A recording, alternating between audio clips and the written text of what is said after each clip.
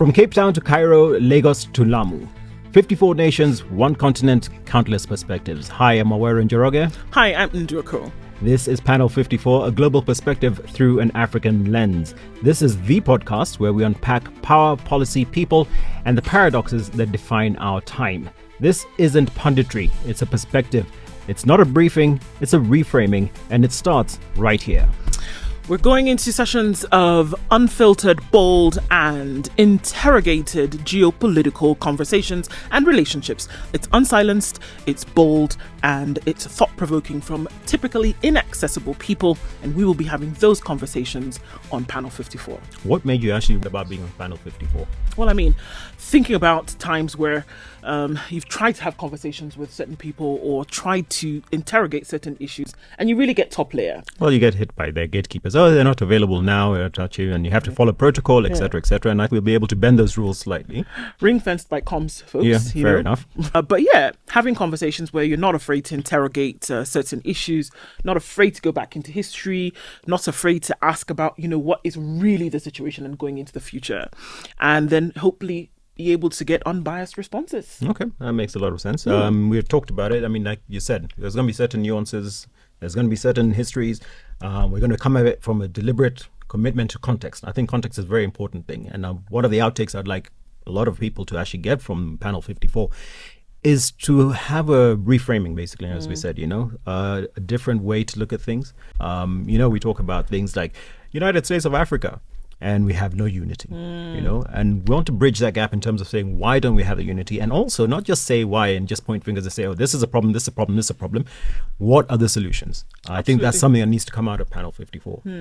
I think also we're looking towards narrative shifting conversations and narrative change, whereby for the longest time, solutions have not come from the African continent. And there's always been essentially the bedrock of the problem. So here we have an opportunity whereby there are folks from Africa who are actually pointing towards solutions. And here's an opportunity for us to have those conversations and to be real and undiluted and unbiased about them. And again, for folks who are typically inaccessible, to be able to come here and sit at the table and have those conversations with us, not just to talk, but to do one of two things: to keep the conversations alive, but then also to do something about those issues. So no holds barred, no sacred cows. Absolutely. We're going to tackle everything and anything that we can in regards to how we perceive ourselves and how the world perceives us as well.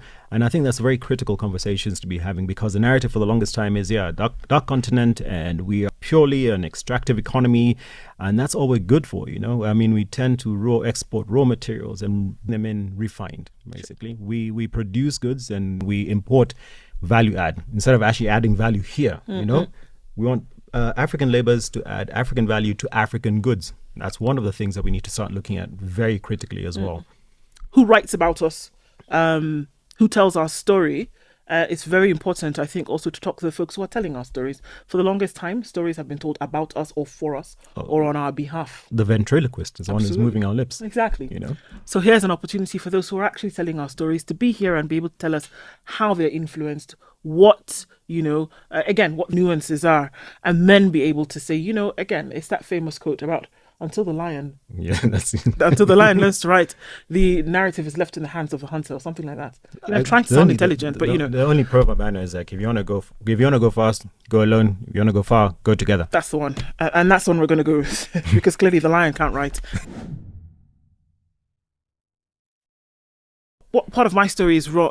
People get wrong all the time is where I was born and raised, and the mix of my experience, that whether I was here, whether I was in West Africa or sitting in the middle of Paris months on end, trying to, punch out some kind of sense. So I am the sum total of many experiences in many different places. And people just sometimes get that wrong. How would I like to change that? I don't know. How can you change that for me? Yeah, well, through Panel 54. I mean, when people get to interact with you and get to know who you are, I suppose you'll have a lot of anecdotes and different stories from different places you've been, and that would allow people to say, okay, fine, this is what Ndu is all about, For me, I think I'd say, because when I was in media previously. I'm back in media. Yay. So people always used to think I'm this very, very serious person. Well, there's nothing funny about reading about a plane crash and 54 people died on it. So people always thought, you're very serious. You always look very serious in the news and you never smile. And I was like, well, that's who I am, I mean, on the news. But when they meet me face to face, they're like, oh, okay, you can actually smile. You can actually tell jokes. You're actually quite funny at sometimes. And I was like, well, yeah, that's what people always tend to get wrong about me, that I'm very serious. Oh, there you go.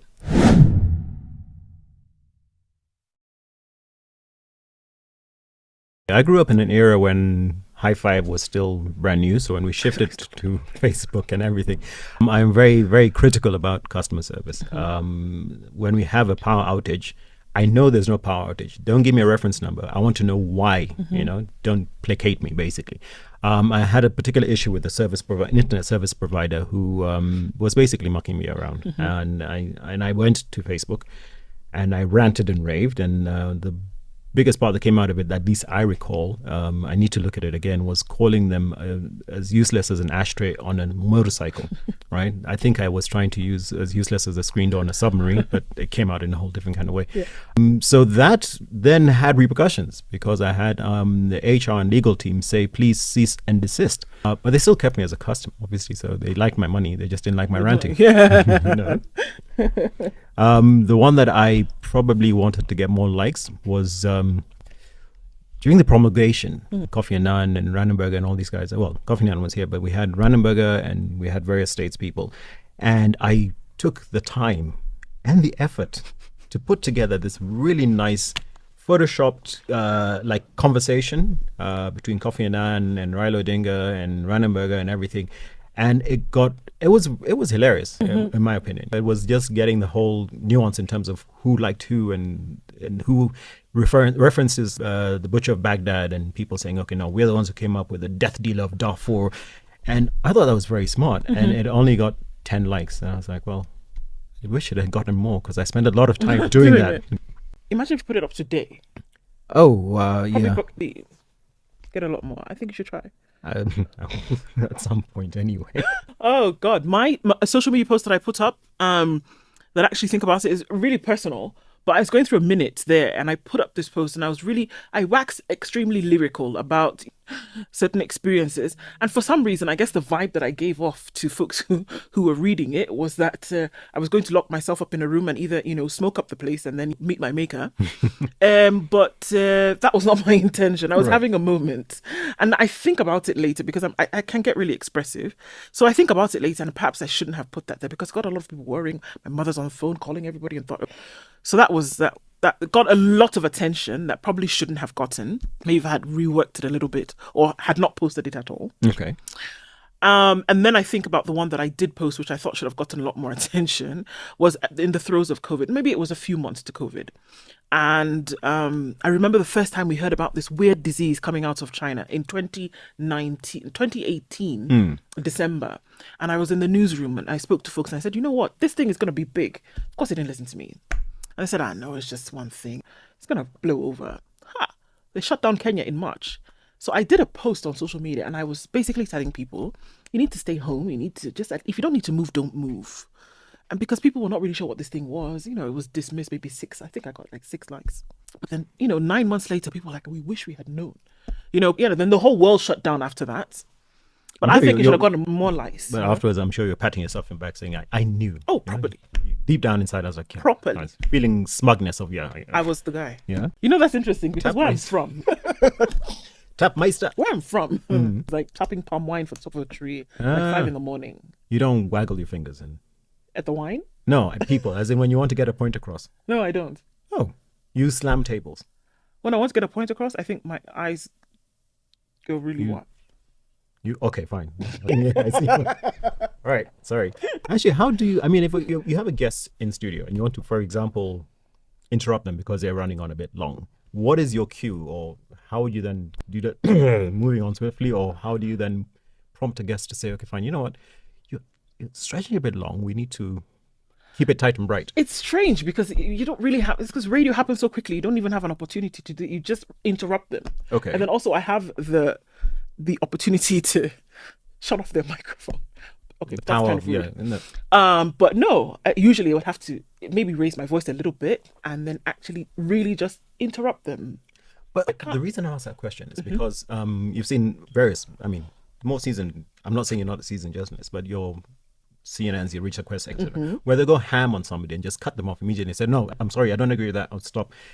Are we, as an African continent, are we more polite in terms of saying, okay, that might be a bit rude if I cut that? And especially considering that we have people who are older than us in studio, and you have to give that respect to people older than you. Can't just decide, listen, fine, your point has been made, I'm going to cut you off right there.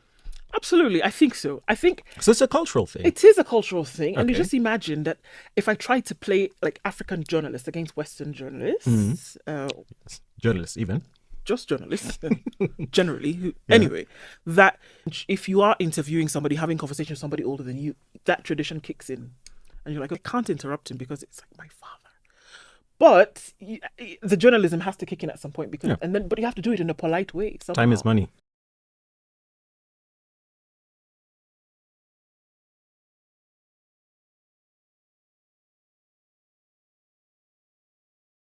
When they say, So media, of course, is anything across different platforms, right? Did I just interrupt you, Rudy? no, please go ahead. I mean, Oh, we're gonna next time I'll interrupt you politely. No,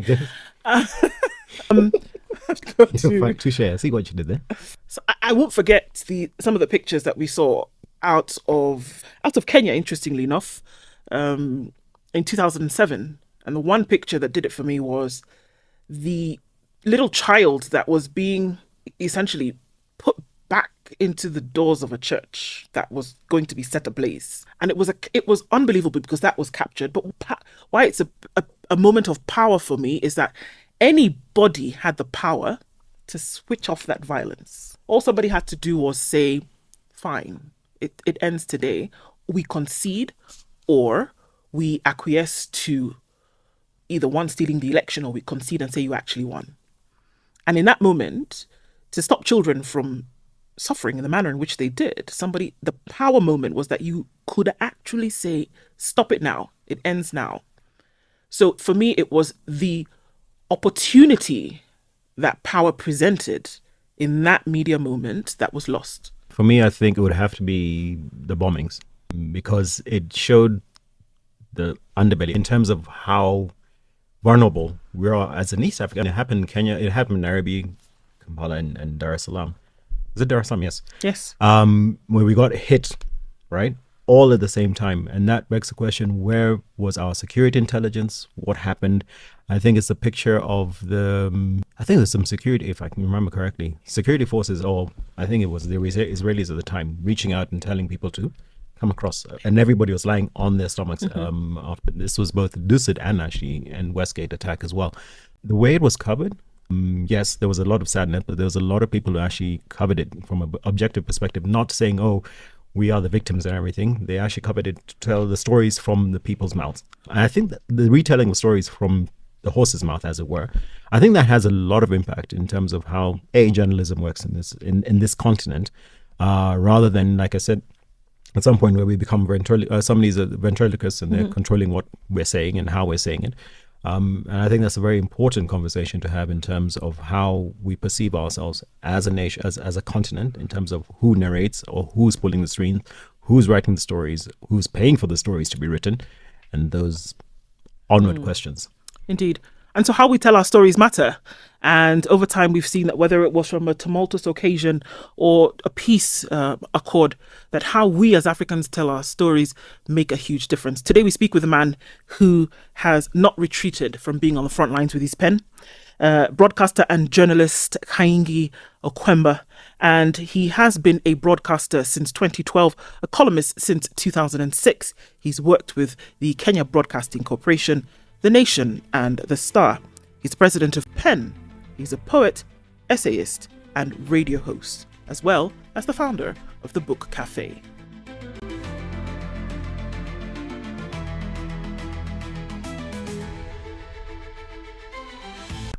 How have we told our stories as the African continent? How have those who influence the things we do told their stories through us? Today we talk with a man who's done a lot in terms of his literary prowess. Kainga, did I say that right? Kainga Okwemba. Kainga.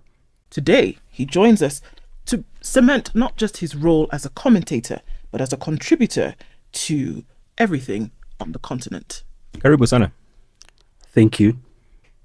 As we look at the kind of work that you do, you talk about using the pen, essentially, and being able to express. Many colleagues over time around the African continent, unfortunately, have gotten the short end of the stick when it comes to using their gifts to write or to express certain things. I'd be interested to hear your views around that freedom of expression when it comes to talking about governments, to talking about development, to talking about leadership and things like this.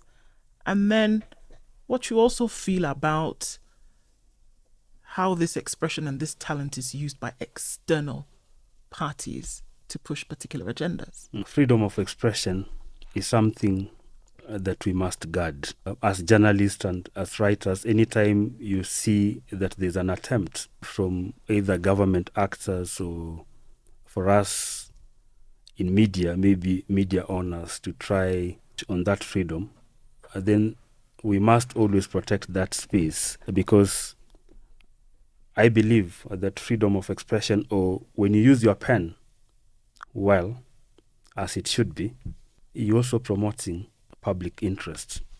You also, if you are using your pen very well, you promote public interests, you enhance those democratic ideals that everybody keeps on talking about, and sometimes in Africa, they're illusionary. So if you have a situation where the writer or the journalist or the media has actually been undermined because of government actors or media owners, then I think there are many bad things that would actually happen in a society like that one. So that space is a space that we need always to protect. But I also say this, that sometimes we journalists actually call for some of this encroachment, especially when you say, for example, if as a journalist you become one of those who can actually be hired, a gun for hire, either within the political class, there are people actually hiring you so that you can do certain things that are contrary to your conscience as a journalist. It's not coming from your heart, or there are external forces that are actually asking you to tell narratives that suit them, then I think you fail. And that is very dangerous for the media. I was going to ask, because what you're saying then crosses. I was going to ask the question: where does freedom of expression cross the line to becoming disinformation, for example? Not misinformation, disinformation, where you're deliberately telling a different narrative or a different story to either skew a thought process or to indoctrinate or whatever the case may be. How do you then say, okay, fine, we need to rein it in? Or how do you counter things like disinformation? How do you counter that thing where freedom of expression is being used as a means to an end? That is, it's actually disinformation and misinformation is something that is many of us who are in the media are actually grappling with.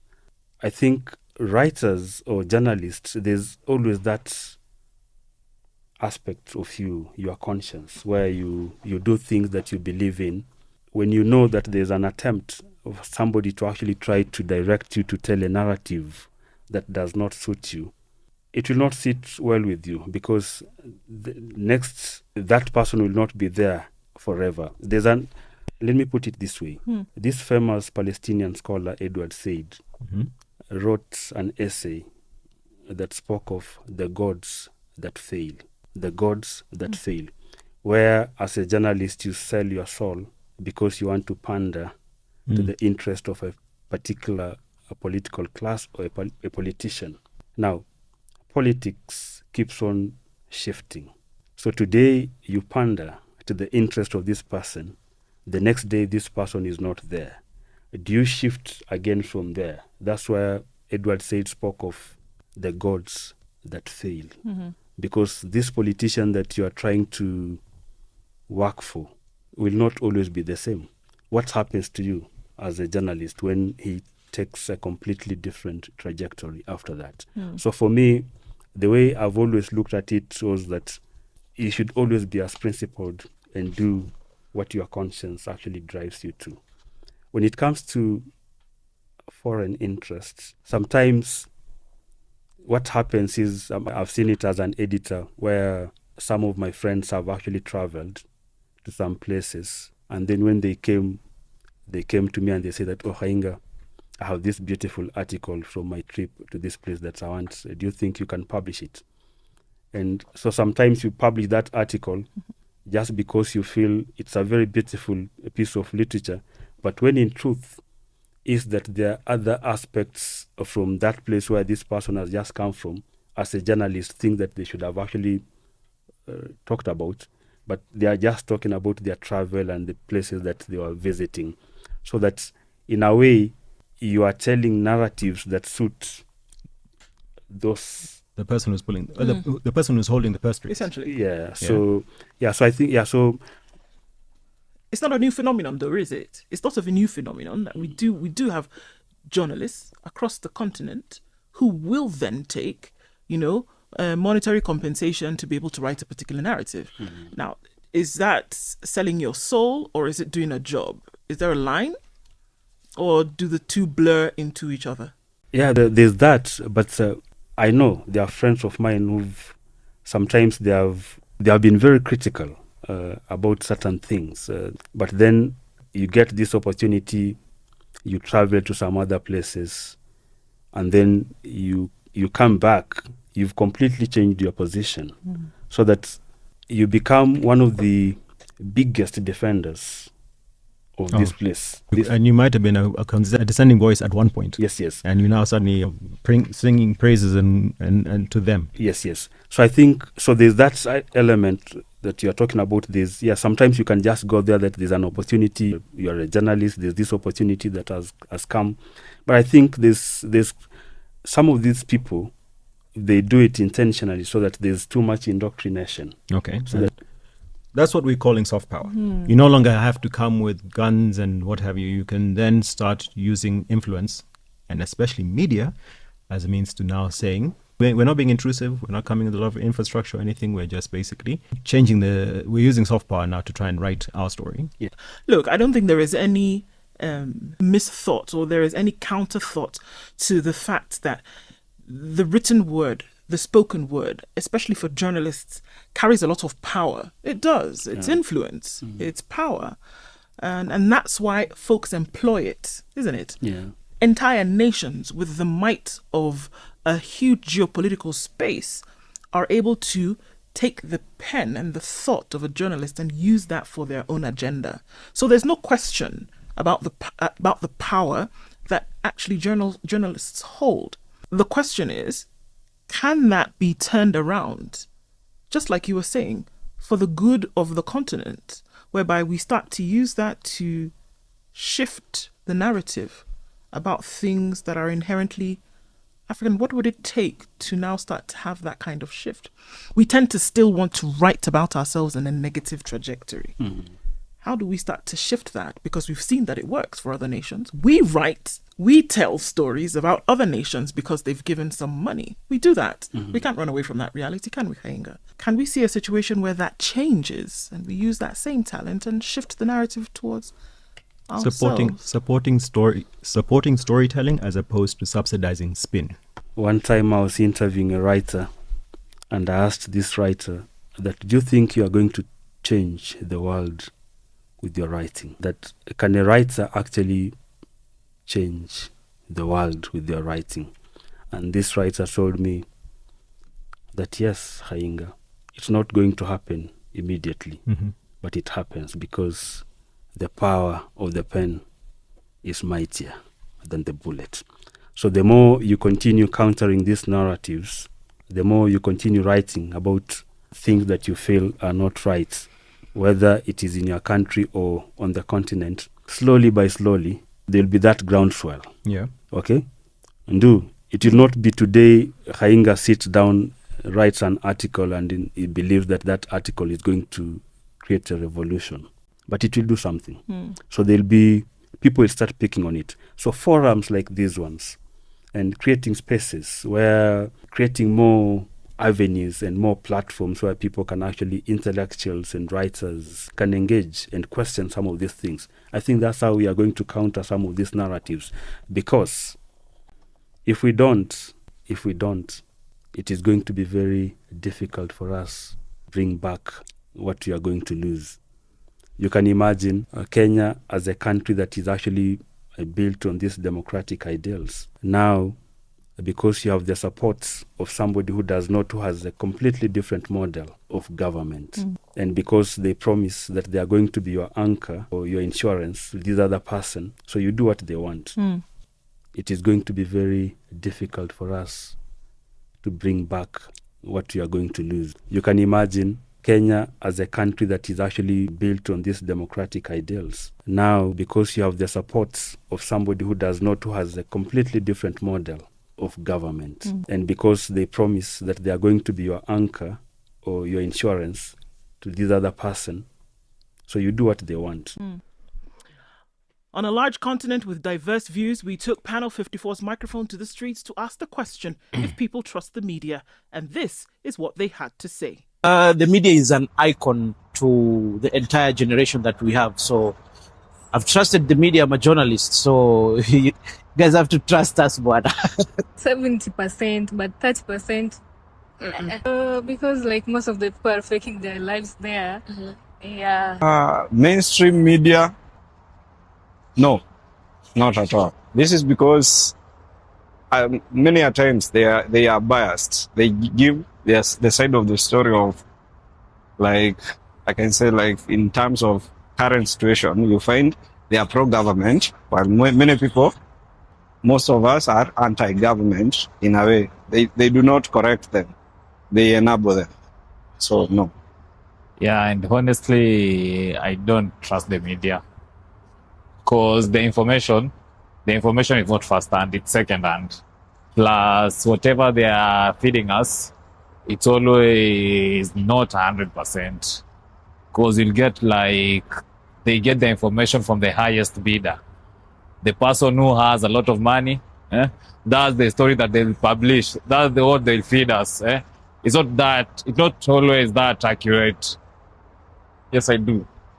Because media always informs, it gives us updates.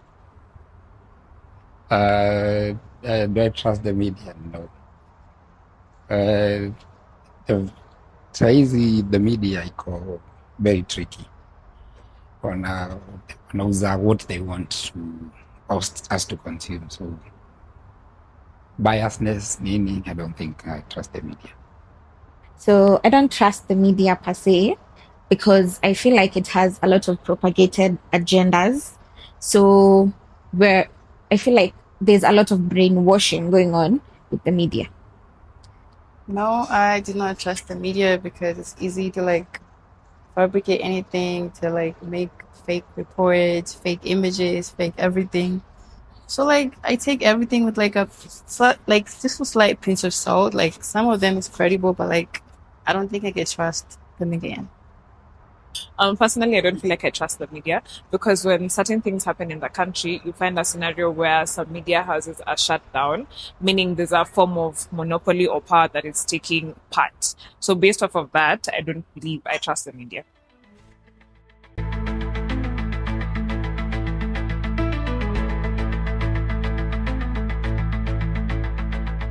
We need to be a bit balanced. I'll explain why, but please. So, I mean, we see, and across the continent, because we're looking at the length and breadth of the continent here, is that there is a sudden push to then be anti-intellectual when it comes to journalistic practice. That we are starting to go away from where we do have science writers who delve deep into these issues, health writers who dive deep, investigative journalism, where we're looking at vices like corruption and poor governance and leadership. We want to do surface level journalism.